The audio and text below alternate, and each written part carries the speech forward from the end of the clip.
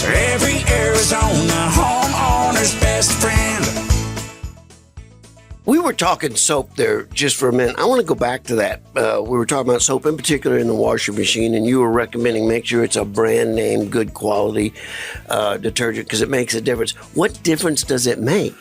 There's just a lot of machine? chemistry involved in detergents, and cheap detergents they don't take the time to really make sure they work good. A lot of fillers and stuff like that, and especially on front loaders, those fillers can get into places and degrade components in the washer, and it gets really dirty.